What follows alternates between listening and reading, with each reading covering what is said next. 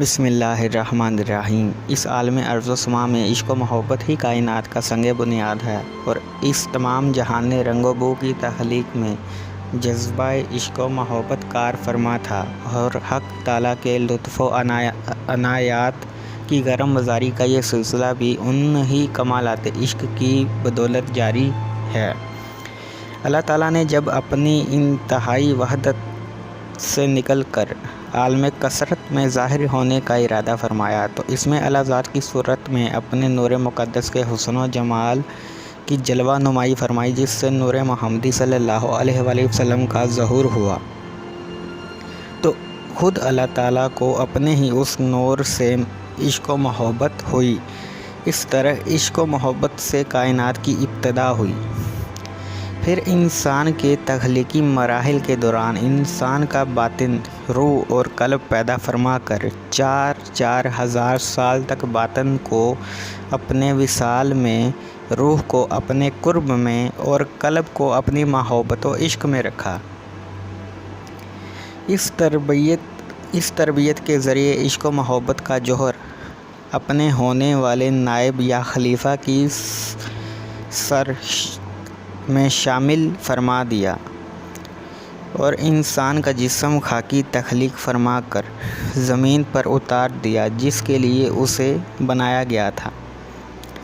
چنانچہ اس کرۂ ارض پر انسان نے اسی تربیتی نصاب کے مطابق حق تعالیٰ کے ساتھ محبت اور عشق کے ذریعے اس کے قرب اور وصال کی منازل طے کرنا ہے۔ فرق صرف اتنا ہے کہ ازل میں اللہ تعالیٰ نے قلب کو اپنی قدرت کاملہ سے محبت کی لذت اور لطف و سرور سے روشناس کرایا، مگر اس دنیا کے میدان عمل میں قلب کے اس پودے کو گنجا آور کرنے کے لیے اللہ تعالیٰ نے اپنی محبت کے ساتھ اپنے بندوں کے ساتھ محبت اور عشق کو لازمی قرار دیا۔ تو اللہ سے محبت کو عشق اور بندوں سے محبت کو انس کا نام دیا گیا۔ اللہ تعالیٰ کے عشق میں زہد و عبادت اور بندوں کے انس میں حقوق العباد کا طریق واضح فرمایا گیا۔ اللہ تعالیٰ کے عشق میں عبادات اور بندوں کے ساتھ انس میں حقوق العباد کی ادائیگی کے حسین امتزاج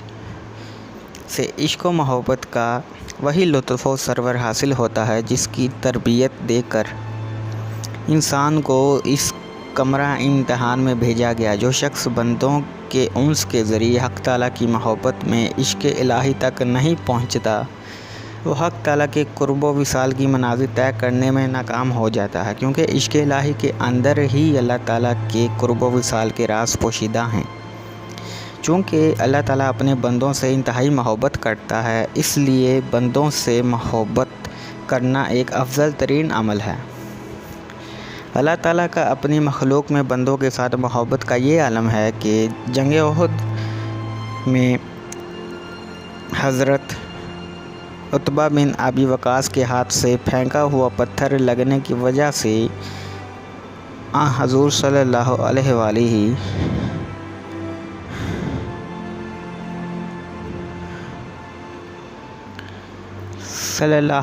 وآلہ وسلم کے دندان مبارک شہید اور سر مبارک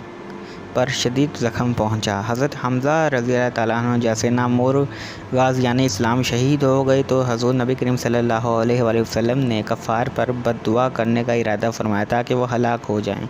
تو ابھی آپ صلی اللہ علیہ وآلہ وسلم نے دل میں خیال ہی فرمایا تھا کہ یہ آیت کریمہ نازل ہوئی۔ اللہ تعالیٰ فرماتا ہے، یہ بات تمہارے ہاتھ میں نہیں، اللہ انہیں توبہ کی توفیق دے یا ان پر عذاب کرے کہ وہ ظالم ہیں۔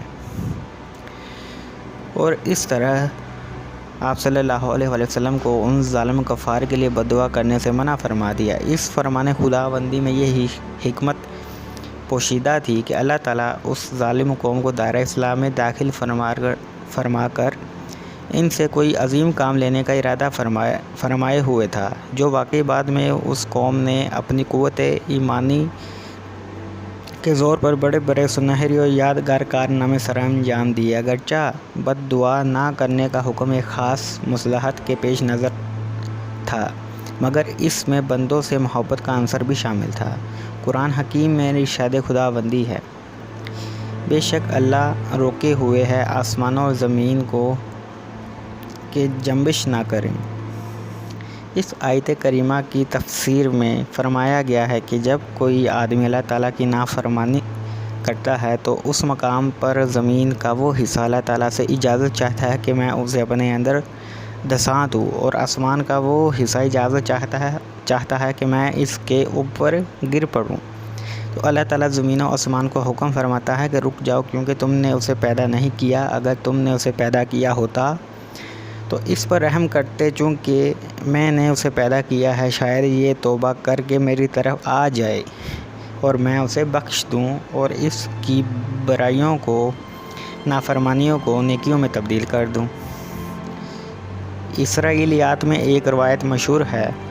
کہ اللہ تعالیٰ نے حضرت داؤد علیہ السلام کی طرف وحی بھیجی کہ تجھے کیا ہوا کہ تو نے تنہائی اختیار کر لی؟ تو انہوں نے عرض کیا کہ میں نے تیری محبت میں مخلوق سے منہ پھیر لیا ہے۔ تو اللہ تعالیٰ نے ان کا یہ جواب سن کر فرمایا کہ تو نہیں جانتا کہ میری محبت یہ ہے کہ تو میرے بندوں پر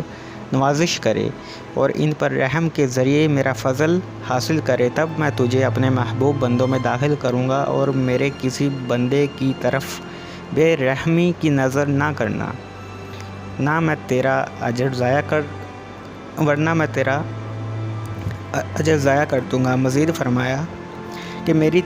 3 باتیں یاد رکھ، اول مجھ سے محبت رکھ، دوم جو مجھ سے محبت رکھتا ہو اس کے ساتھ محبت رکھ، سوم مجھے میری مخلوق کا محبوب بنا۔ تو اس پر حضرت داؤد علیہ السلام نے عرض کیا کہ پروردگار، میں تجھ سے محبت کرتا ہوں، مگر میں تجھے تیری مخلوق کا محبوب کیسے بنا سکتا ہوں؟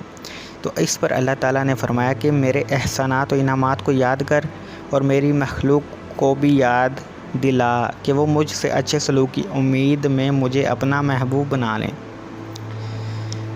حضرت انس رضی اللہ تعالیٰ عنہ سے روایت ہے کہ حضور نبی کریم صلی اللہ علیہ وآلہ وسلم نے فرمایا کہ میں تمہیں ایسی قوم کی خبر نہ دوں جو نہ انبیاء ہیں نہ ہی شہداء، مگر اللہ تعالیٰ کے نزدیک ان کے درجات پر انبیاء اور شہداء بھی رشک کریں گے، اور وہ نور کے منبر پر بیٹھے ہوں گے۔ تو صحابہ کرام نے عرض کیا کہ حضور ارشاد فرمائیں کہ وہ کون لوگ ہیں؟ تو حضور صلی اللہ علیہ وآلہ وسلم نے فرمایا کہ جو اللہ کے بندوں کو اللہ کا محبوب بنا دیتے ہیں اور اللہ تعالیٰ کو اس کے بندوں کا محبوب بناتے ہیں اور زمین پر نصیحت کرتے ہوئے چلتے ہیں۔ تو اس کے بعد قرآن حکیم اللہ تعالیٰ نے یہ فرمایا کہ الذین آمنوا وعملوا الصالحات، ارشاد فرما کر ایمان والوں اور عمل صالح کرنے والوں کو کہے خلافت دینے کا وعدہ فرمایا، کہیں ان کو ابدی خسارہ سے بچ جانے کی نوید سنائی۔ الغرض ایمان اور عمل صالح ہی انسان کا مقصد حیات ہے۔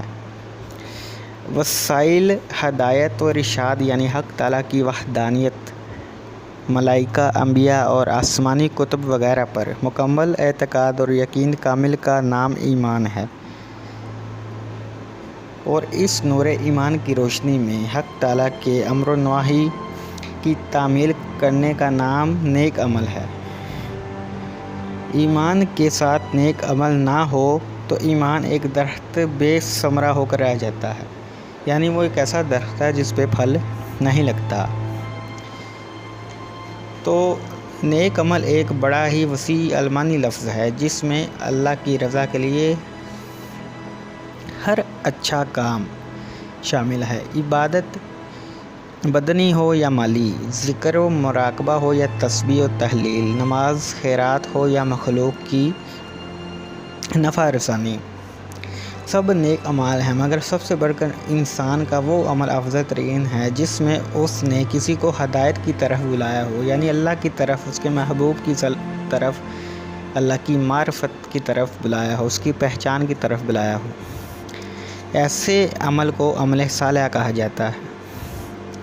یہ وہ عمل ہے جس میں پہلے انسان خود حقائق الاشیاء بالخصوص حق سبحانہ و تعالیٰ کے متعلق علم کی روشنی میں معرفت الہی میں کمال حاصل کرتا ہے، پھر روحانی معالج بن کر، یعنی خود وہ ڈاکٹر بن کر پھر مریضوں کا علاج کرتا ہے۔ ایسے لوگوں کو صالحین کہا جاتا ہے۔ یہ وہ لوگ ہوتے ہیں جو بنی آدم کے دلوں میں محبت کے ذریعے اخلاص و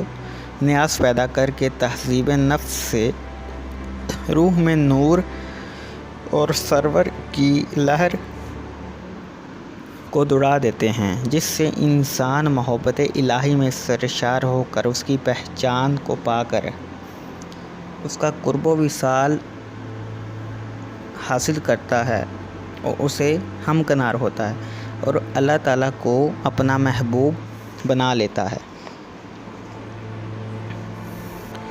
تو دوستو، یہ تھی آج کی ہماری ویڈیو۔ تو جس کو کوئی بات پوچھنی ہو یا سمجھ نہ آئی ہو، وہ کمنٹ سیکشن میں اپنے خیالات کا اظہار کر سکتا ہے، اور چینل کو سبسکرائب کریں، اپنے دوست احباب میں شیئر کریں، اور اپنے آپ کو اللہ اور اس کے محبوب صلی اللہ علیہ وآلہ وسلم کے ساتھ دل سے اور روح کے ساتھ جوڑیں، تاکہ اللہ تعالیٰ ہم سب کو اپنی پہچان و معرفت سے ہمکنار کر سکے۔ تو اللہ تعالیٰ ہم سب کا حامی و ناصر ہو۔